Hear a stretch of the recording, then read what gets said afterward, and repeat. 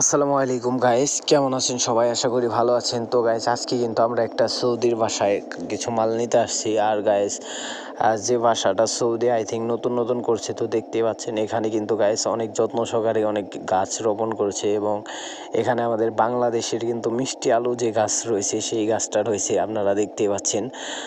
এটার জন্য প্রচুর পরিমাণে পানি দিতে হয় এখানে, কারণ এই দেশে গাইস পানি না দিলে কোনো গাছই বাঁচে না। আর এখানে গাইস দেখতে পাচ্ছেন আমাদের বাংলাদেশের দেশি নিম গাছ রয়েছে। এই দেশি নিম গাছকে গাইস সৌদি আরবে কিন্তু জিয়া সাজারা নামে সবাই চিনে, এটাকে জিয়া সাজারা বলে। প্রচুর পরিমাণে এই নিম গাছ কিন্তু সৌদি আরবে দেখতে পাওয়া যায়। দেখতে পাচ্ছেন এই সৌদিও তার বাড়ির আঙিনায় কিন্তু এই গাছ রোপণ করে নিয়েছে জিয়া সাজারা, কারণ এই গাছ অনেক বেশি অক্সিজেন প্রদান করে। আর দেখতে পাচ্ছেন গাইস বাড়িটা দেখতে কিন্তু গাইস অনেক সুন্দর, আর অনেক সুন্দর করে বাড়ি করেছে।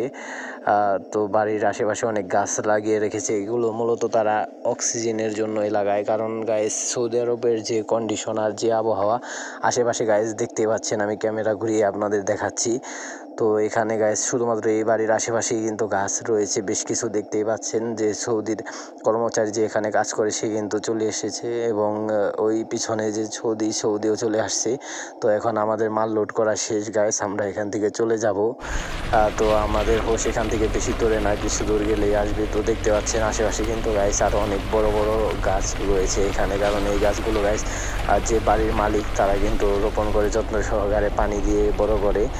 তাছাড়া কিন্তু আপনারা দেখতে পাচ্ছেন যে নর্মাল যে জায়গায় লোকজন কম থাকে, তো সেই জায়গায় কিন্তু কোনো গাছপালা জন্মায়নি। তো সৌদির যে লোকটা সে কিন্তু আমাদের সাথেই রয়েছে। তো গাইস সবাই ভালো থাকবেন, সুস্থ থাকবেন। আজকে ভিডিও পর্যন্তই, tata, bye bye, see you.